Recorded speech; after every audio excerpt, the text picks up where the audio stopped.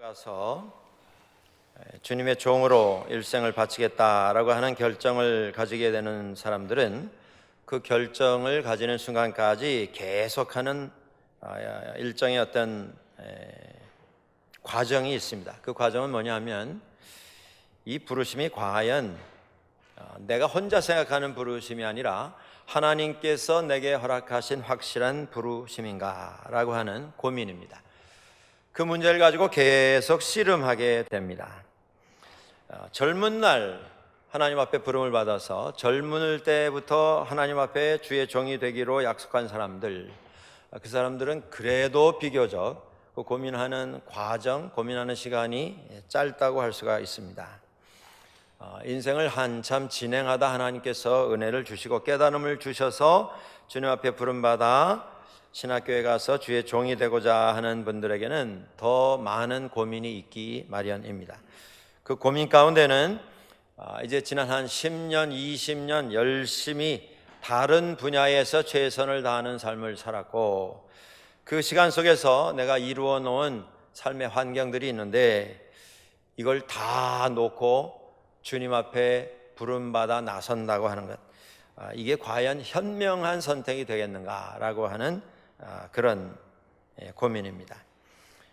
제가 이제까지 목회해 오면서 많은 젊은이들 신학교 가기 전에 이러한 문제를 가지고 고민하고 씨름하면서 기도하면서 상담을 한 적이 있습니다. 또 인생 중반에 부름받아서 주의 종이 되고자 하는 분들도 이런 문제로 기도하면서 많은 상담을 한 적이 있습니다. 저를 찾아온 한 중년의 나이에 들어있는 분이 있으셨습니다. 그가 어릴 때에 청년 시절에 하나님의 부르심을 확실하게 체험을 했습니다. 주님께서 나의 인생을 들여서 주의 종으로 섬기기를 원하신다라고 하는 이런 강한 깨달음과 느낌이 왔습니다. 그런데 그가 그것을 거부를 했습니다. 내가 이 일을 과연 할 수 있을 것인가? 나보다 더 잘 준비된 분을 하나님께서 쓰시면 더 좋겠다. 그래서 그 부르심을 무시하고 거부하고 다른 분야에 진출을 해서 열심히 일했습니다. 그가 결혼을 하고 가정을 꾸리게 되었고, 자기가 일하던 그 분야에서 열심히 성실하게 일해서 주변 사람들에게 인정을 받는 그런 그 분야의 전문가가 되었습니다. 그런데 어느 나이에 도달하게 되었는데 그에게 하나님께서 당신을 부르고 계시다라고 하는 깨달음이 다시 몰려들기를 시작했습니다. 인생 중반에 이제 직장에서도 경제적으로도 다 안정권에 들어가 있는데 이걸 다 놓고 과연 주님 따라 나서는 것이, 아이들과 함께 아내와도 아직 이런 문제에 대해서 상의한 적이 없는데 이제 갑자기 다 놓고 주님 따라 나선다고 하는 것이 과연 현명한 선택이 되겠는가? 이 고민을 가지고 저를 찾아와서 상당 기간 함께 말씀을 나눈 적이 있습니다. 예수님께서 가시는 곳마다 많은 사람들이 몰려 나왔습니다. 예수님께서 큰 무리를 가르치시는 이런 때에 흔히 물가로 나가셔서 사람들을 거기 모으시고 거기서 말씀을 전하셨습니다.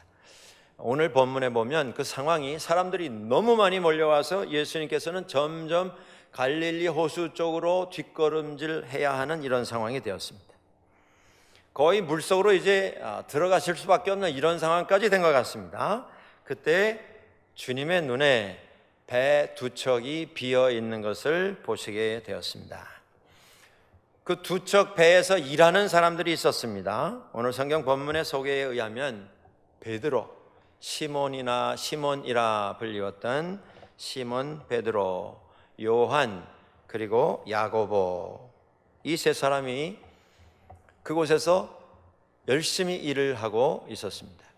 여기 나와 있는 이 세 사람은 어떻게 보면 그 당시에 갈릴리 지방에 살아가던 사람들 가운데 가장 평균적인, 가장 안정된 삶을 살아가는 평범한 이런 사람들이었습니다. 그들은 삶 속에 행복함을 가지고 있었던 사람들입니다. 그들은 고기잡이를 즐겼습니다. 취미 삼아 해 보신 분들이 있으실 것입니다.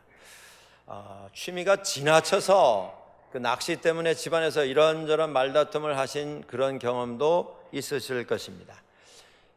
취미는 좋은 것입니다. 그런데 취미가 지나치면 삶에 어려움을 가져다 줍니다. 가끔 그런 생각을 해봅니다.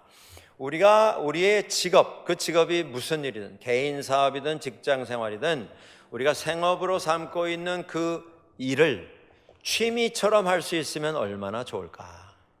세상에서 가장 행복한 사람이 누구입니까? 자기가 좋아하는 일을 생업으로 삼은 사람. 그래서 제가 부모님들에게 늘 강조해서 드리는 말씀이 그겁니다.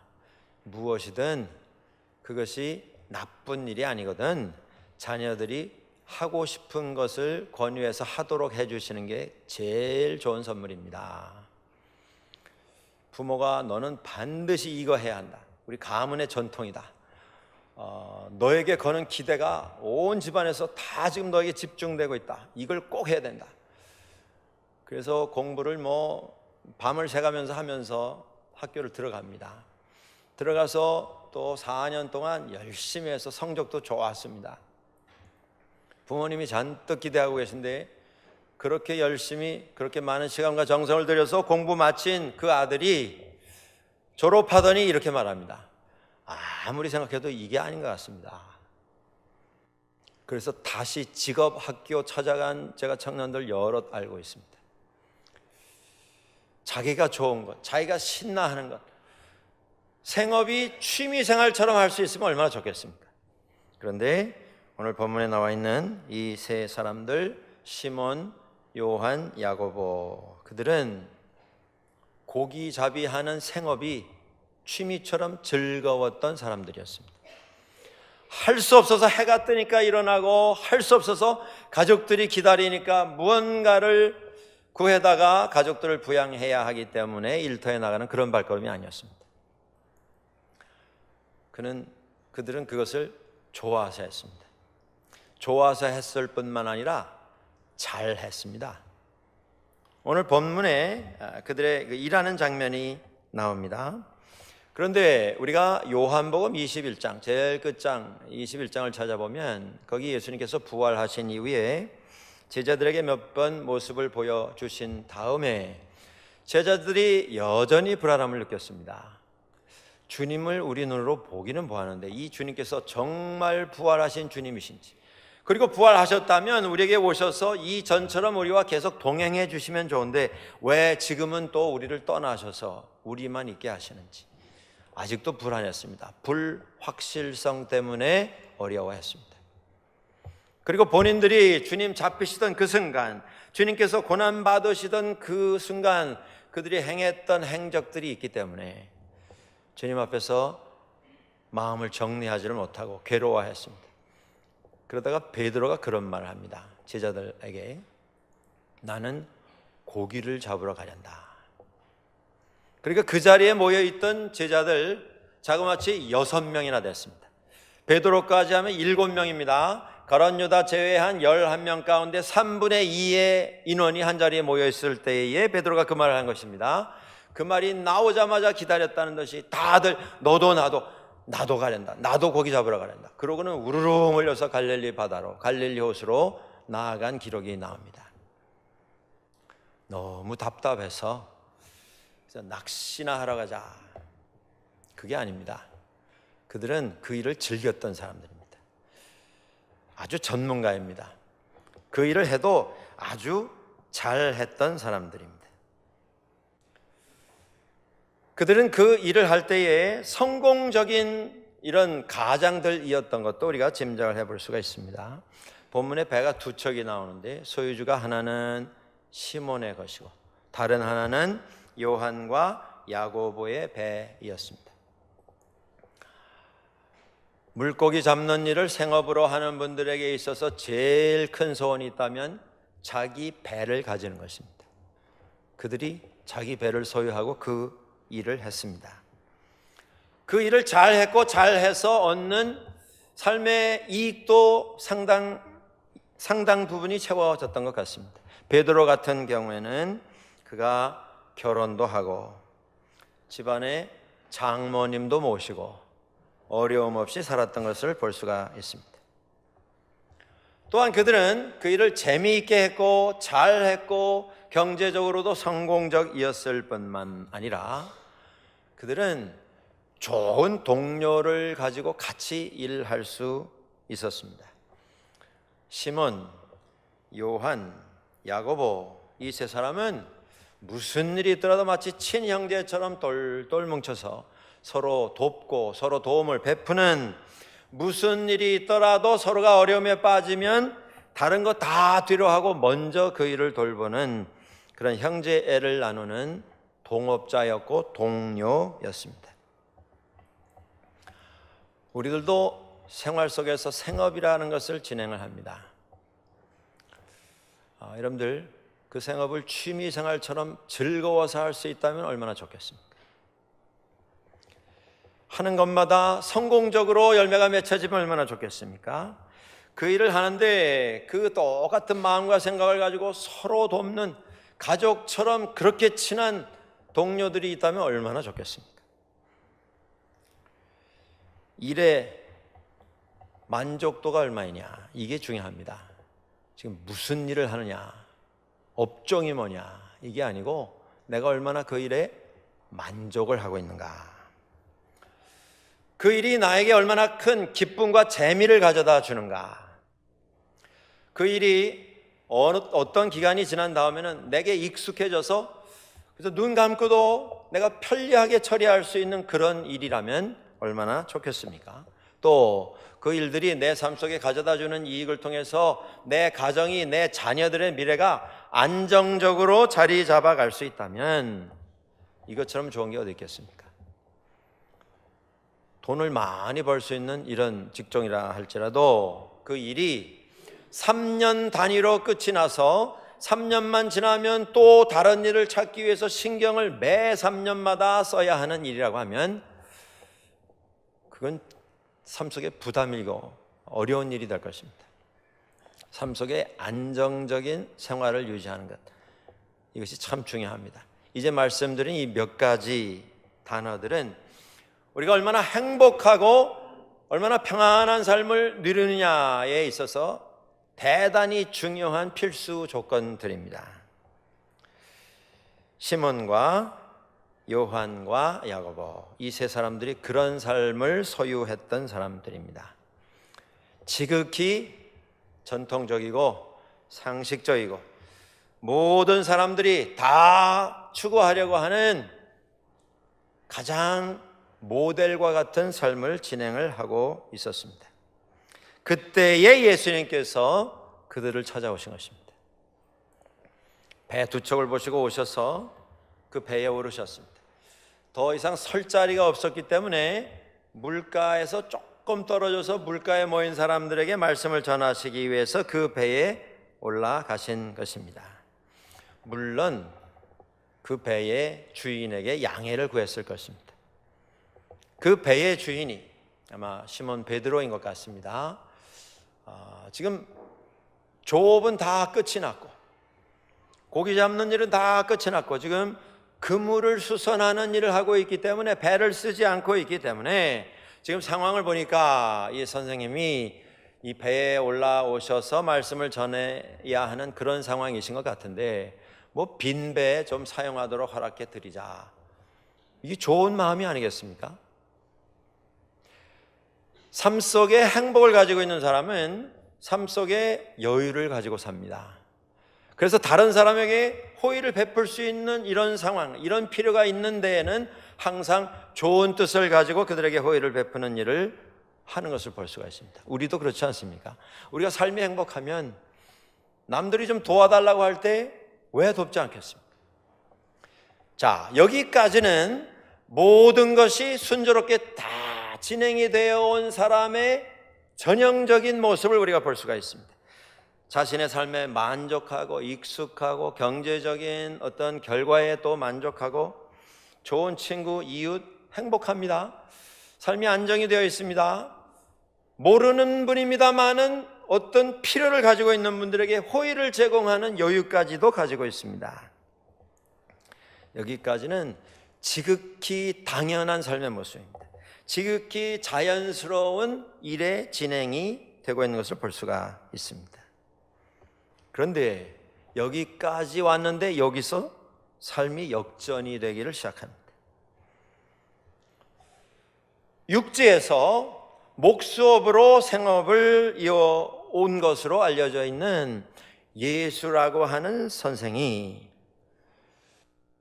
호숫가에서 고기 잡는 일로 어려서부터 자라나오고 그것을 생업으로 삼고 그 일에 성공을 해서 사람들에게 부러움을 사고 있는 베드로에게 목수 출신인 예수님께서 저 깊은 데 가서 한번 그물을 쳐라, 고기 잡는 법을 가르치시는 이런 사건이 발생을 했습니다.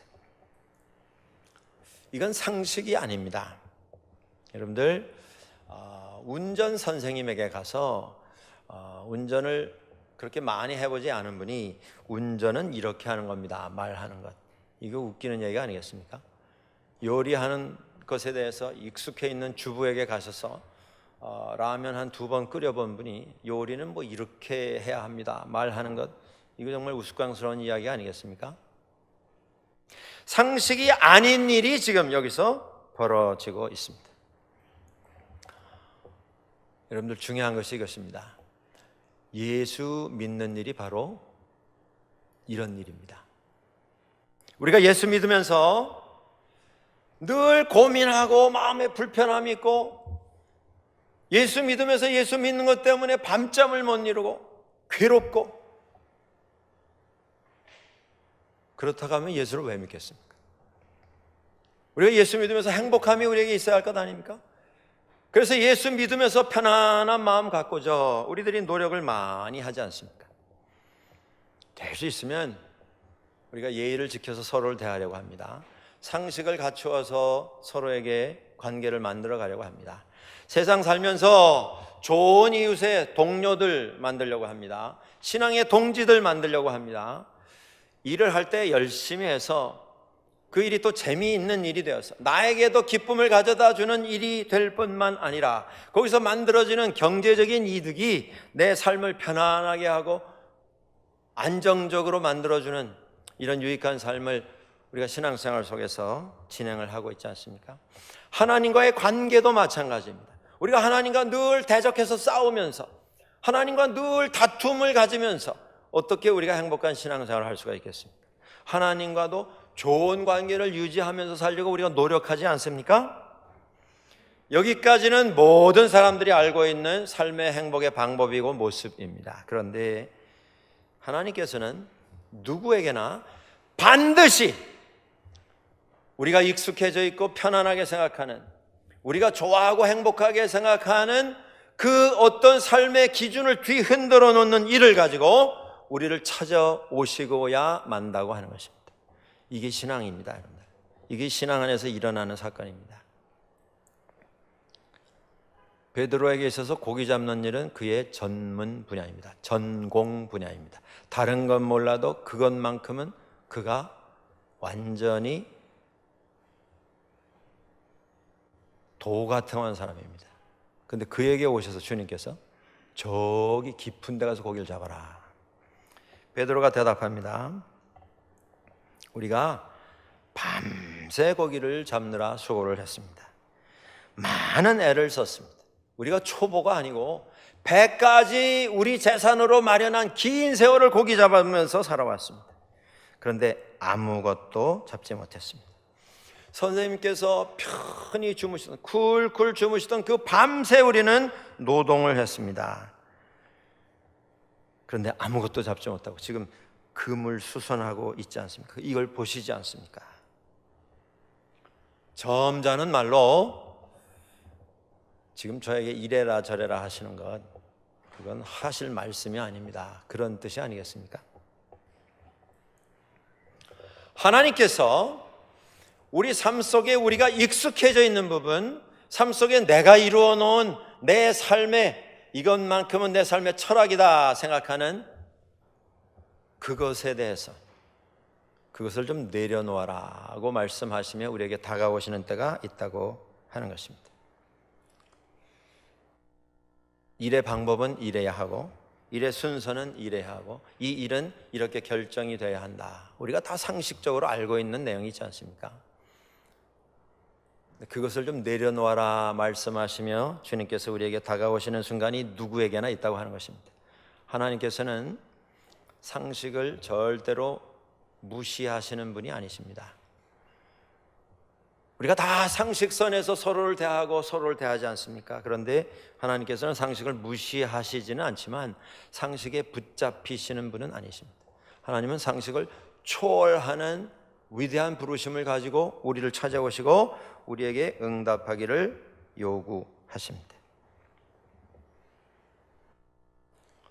오늘 우리들이 살아오면서 만들어 놓은 자리가 있습니다. 베드로에게는 그것이 고기 잡는 어부라고 하는 자리였습니다. 예수님께서 지금 베드로에게 요구하시는 것이 무엇이냐면 내가 생각하는 이것이 나라고 생각하는 그 어부의 자리를 내려놓으라는 것입니다. 이것만큼은 내가 양보 못합니다 라고 생각하는 이것이 나라고 하는 인격이고 나라고 하는 인간, 그것이기에 이것만큼은 내가 양보 못합니다 라고 생각하는 그걸 내려놓고 나의 말에 순종하라 말씀을 하십니다. 우리가 상식선에서 진행되는 신앙생활을 계속하자면 그저 행복하면 됩니다. 무리하지 않으면 됩니다. 부딪힐 것 없이 그냥 모든 사람 좋게 그렇게 지나가면 됩니다. 그런데 하나님께서는 그렇게 상식선에서만 진행되는 신앙생활을 그냥 두시지 않고 반드시 찾아오셔서 내가 생각하는 나라고 하는 인격을 하나님 앞에 내려놓도록 우리에게 도전하시고 질문을 던지십니다. 베드로에게 그 질문이 던져졌습니다. 베드로가 이렇게 저렇게 대답을 했습니다. 그의 위대한 대답이 오늘 본문에 나옵니다. 우리가 밤새 노력했고 고기를 하나도 못 잡았는데 그러나 당신의 말씀에 의지하여 그물을 내리겠습니다 라고 대답합니다. 내 상식으로는 용납할 수 없는 요구 내가 받았습니다. 내 상식으로는 내가 동의할 수 없는 이런 요구를 예수님께서 하셨습니다. 이렇게 저렇게 따져서 그러므로 저는 못하겠습니다. 그게 아니라 이렇게 저렇게 다 따져봤는데 결론은 못하는 게 결론입니다. 그런데 베드로는 그러나 그럼에도 불구하고 제가 하겠습니다 라고 대답을 했습니다. 신앙은 항상 그러므로 이것이 결론입니다 라고 하는 도전을 가지고 우리를 찾아오는 것이 아니라 항상 예외 없이 모든 상황과 내 자신의 가지고 있는 모든 역량을 분석할 때 이게 결론이고 이것이 모든 사람들이 다 동의할 수밖에 없는 이런 대답이다 라고 하는 그 대답이 우리에게 있으나 그러나 그럼에도 불구하고 이것이 내가 만들어 놓을 수 있는 최선의 논리이고 대답이지만 그럼에도 불구하고 주님께서 그것이 아닌 주님의 것을 원하신다면 저는 그 일을 하겠습니다 라고 고백하는 것, 그것이 믿음이고 그것이 신앙입니다. 여러분들, 이 결단은 꼭 살아가던 삶을 다 내려놓고 삶을 비우고 신학교에 들어가서 목사가 되려고 하는 사람에게만 적용되는 이런 질문이 아닙니다.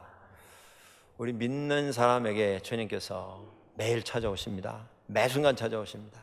우리 가정에서, 일터에서, 교회에서 찾아오십니다. 그리고 우리에게 요구하십니다. 가정에서 내가 남편인데, 내가 아내인데, 내가 부모인데, 내가 집안에서 장자인데 우리는 다 삶의 자리를 만들어 놓고 삽니다. 그리고 그것이 나에게 있어서 특권이고 내가 주장할 수 있는 당연한 권리라고 생각해서 그 부분에 대해서는 절대 양보하지 않으려고 하는 삶의 원칙을 가지고 오늘도 살아가고 있습니다. 하나님께서 우리를 찾아오셔서 말씀하시는 게 바로 그겁니다. 내 자리라고 생각하는 그것을 좀 내려놓고 내 자신이라고 생각하는 그것을 좀 포기하는 결단을 가져라.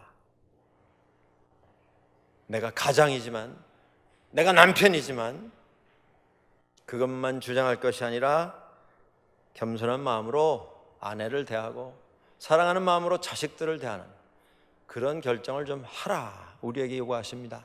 아내에게도 그렇게 말씀하시는 것입니다. 은혜를 가지고 사랑을 가지고 남편을 대하고 자식들을 좀 돌봐야겠다. 집안의 어른들을 좀 섬겨야겠다. 교회에 와서도 마찬가지입니다. 주님께서 목사에게 말씀하십니다. 내가 목사이기 때문에, 내가 목사로서 이러한 권리가 있고 권한이 있고 그것만 주장할 게 아니고 목사이지만 그럼에도 불구하고 섬기는 모습으로 내려가라. 목사에게 말씀하시는 것입니다.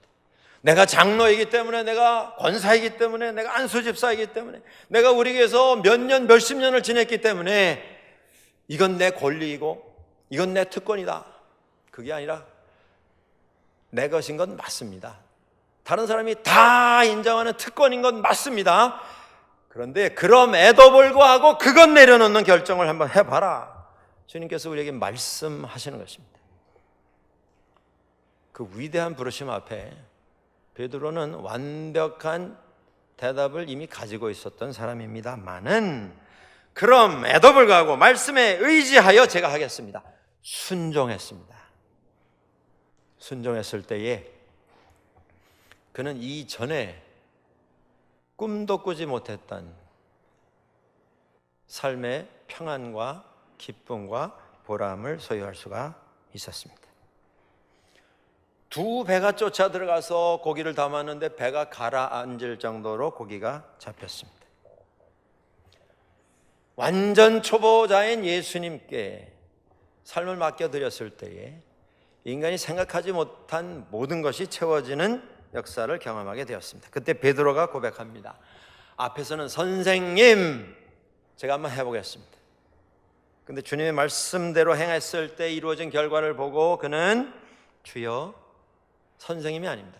주여, 나를 떠나소서. 저는 죄인입니다. 라고 고백합니다. 지금 베드로가 이 고백을 하는 데에는 이유가 있습니다. 고기가 잡힌 것을 보고 그는 대단히 놀랐습니다. 충격을 받았습니다. 오늘 본문 5장 9절 이하에 이런 말씀이 나옵니다. 이는 자기 및 자기와 함께 있는 모든 사람이 고기 잡힌 것으로 말미암아 놀랐기 때문이다. 10절에 이어집니다. 야고보와 요한도 또한 놀랐다. 다 놀랐습니다. 그들은 기적이 이루어 놓은 숫자 때문에 놀랐습니다. 고기의 양 때문에 놀랐습니다. 기적 때문에 놀랐습니다. 예수님께서 원하시는 것은 그 기적, 예수님께서 목적하신 것은 고기가 몇 마리 잡혔느냐 그게 아닙니다.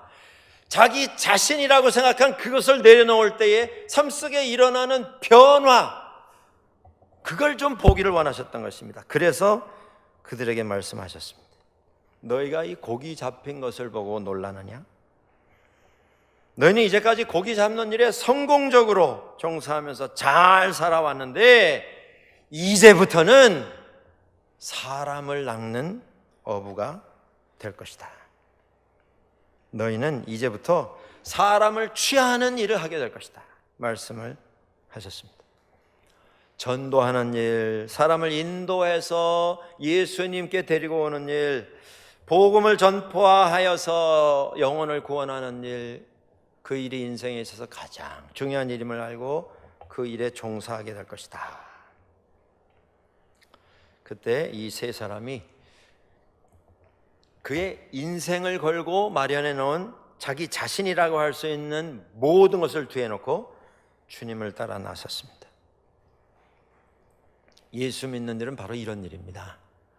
내 것이라 고집하고 집착했던 그것을 내려놓을 때에 우리가 평생 추구하고 내가 좀 이런 인생을 살았으면 얼마나 좋을까라고 하는 그것을 우리는 주님으로부터 허락받을 수가 있습니다. 내가 이뤄놓은 내 상식, 내가 만들어놓은 내 규칙, 법, 내가 살아오면서 이루어놓은 내 자신만의 문화, 인생 철학, 이거 주님 앞에 내려놓고 뭐 신학교 가야만 이런 결정하는 게 아닙니다. 우리 가정에서, 일터에서, 교회에서 주님의 말씀에 순종하는 일을 하게 될 때에 우리 삶을 통해서 하나님께서는 대역사를 이루어 주십니다. 이사야서 6장 5절에 이사야가 하나님의 영광을 목격하게 되었을 때, 하나님의 임재하심을 체험하게 되었을 때에 그는 이렇게 고백합니다. 나는 입술이 부정한 사람이라. 입술이 부정한 백성 중에 거주하면서 만군의 여호와이신 왕을 배웠으니 나는 이제 망했다. 무슨 뜻입니까? 나는 이제 죽을 수밖에 없다. 하나님의 영광을 내 눈으로 보았으니. 하나님의 영광을 배웠을 때 그가 생각했던 삶이 다 무너지는 체험을 했습니다. 그리고 그 다음에 들려오는 주님의 음성을 듣게 되었습니다. 하나님께서 이렇게 이사야에게 말씀하셨습니다. 누가 우리를 위하여서 나의 말씀을 들고 이스라엘에게 나아갈 것인가? 내 자신이 무너지는 체험을 하게 되었을 때에 주님의 음성이 들려옵니다. 제자들을 부르신 예수님의 음성처럼, 이사야에게 던지신 주님의 음성처럼 누가 우리를 위하여서 갈꼬? 그때 이사야가 대답합니다. 주여, 내가 여기 있나이다. 나를 보내소서. 베드로는 주님의 제자가 되어 오순절 성령 강림 그날 설교를 하여서 수천 명 주님께로 돌아오는 일을 이루며 평생을 살았습니다. 야고보는 초대교회에서 주님의 복음 전하다가 순교하며 모든 사람들에게 신앙의 용기와 헌신을 새롭게 하는 믿음의 증인으로 살았습니다. 요한은 다른 제자들보다 훨씬 많은 수십 년을 더 살면서 많은 성경책을 기록을 하고 복음을 전하는, 끝까지 믿음을 지키고 복음을 지키다가 선교하는 이런 삶을 살게 되었습니다. 오늘 우리의 삶이 상식선에서 머무르는, 내 한 몸 따뜻한 데 거하며 맛있는 음식을 먹으며 평생을 지내는 그런 일에 우리의 삶의 목적이 맞춰져 있지 않게 되기를 바랍니다. 우리 믿음의 수준이 그저 상식 수준에서 평안함을, 안정됨을 유지하는 그것에 맞춰져 있게 되지 않기를 바랍니다. 주님께서 시간마다 우리에게 말씀하실 때에 내 것을 내려놓고 주님의 것으로 바꾸어 가지며 하나님의 부르심 앞에 주님, 제가 하겠습니다. 제가 그렇게 하겠습니다. 주님, 제가 가겠습니다. 주님, 제가 섬기겠습니다. 고백하시며 하나님께서 우리를 위해서 준비해 놓으신 하나님의 은혜와 복을 체험하는 우리 모두가 될 수 있기를 주의 이름으로 간절히 축원합니다.